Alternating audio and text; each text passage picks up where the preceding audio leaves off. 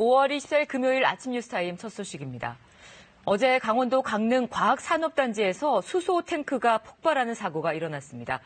이 사고로 2명이 숨지고 6명이 다쳤습니다. 밤새 피해 현장 수습 작업이 이루어졌는데요. 오늘부터는 폭발 원인 등에 대한 본격적인 조사가 시작될 것으로 보입니다. 취재기자 연결해서 사고 현장 살펴보겠습니다. 김보람 기자, 지금 현장은 좀 정리가 됐습니까?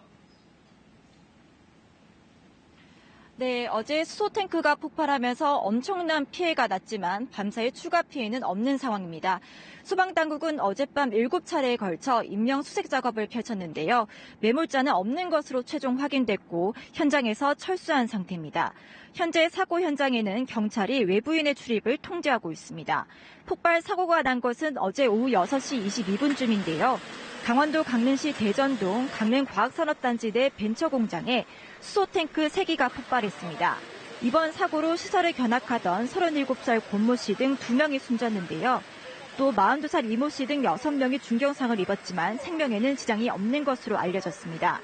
이번 폭발 사고로 공장과 관리동 등 건물 3동이 파손됐고 인근 건물에서도 유리창이 깨지는 등 크고 작은 피해가 속출했습니다. 네, 이제부터는 사고 원인을 밝혀야 할 텐데 사고 조사 어떻게 진행됩니까?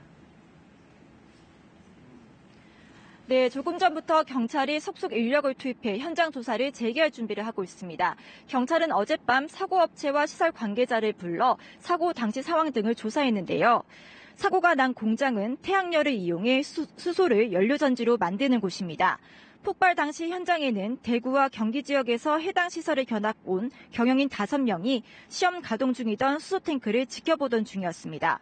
폭발한 수소탱크는 강원도 테크노파크가 설치하고 벤처 공장 입주업체들이 함께 사용하던 시설이었습니다.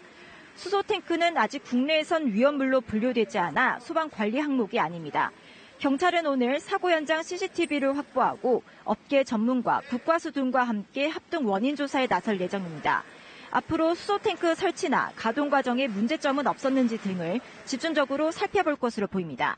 하지만 이 같은 폭발 사고가 국내에서 처음이라는 얘기가 나오고 있어 정확한 사고 원인이 밝혀지기까지는 시간이 걸릴 것으로 보입니다. KBS 뉴스 김보람입니다.